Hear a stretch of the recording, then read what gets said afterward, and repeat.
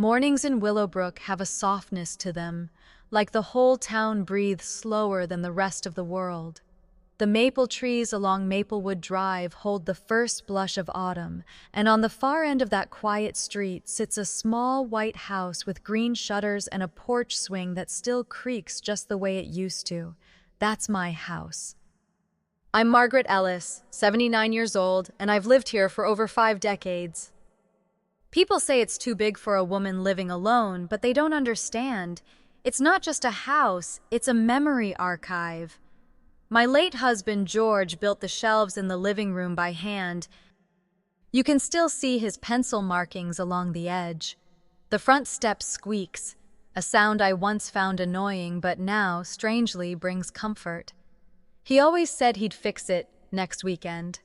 Then one rainy Tuesday, his heart simply stopped.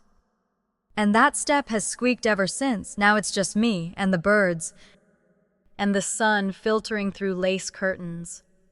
Every morning I brew tea, water the plants, and talk to George like he's still here. Maybe that's crazy. But silence grows heavy when no one says your name. My children, Brian and Rachel, live nearby.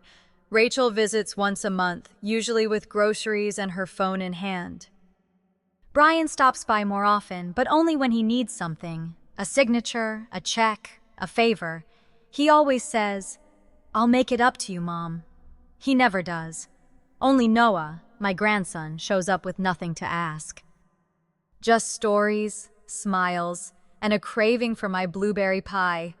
I bake one every Wednesday, though I don't eat sugar anymore. But for Noah, I do. Because when he's here, I feel remembered. That Wednesday, I heard the front gate creak. His footsteps, gentle, familiar, made the porch boards groan like they used to under George's boots. I smiled before he even knocked. Then he said something so simple, so casual, that it unraveled everything. And if you think this is just a soft little story about pie, old age, and quiet mornings, stay with me. Because what came next cracked open decades of silence and shattered the one thing I thought I could still count on.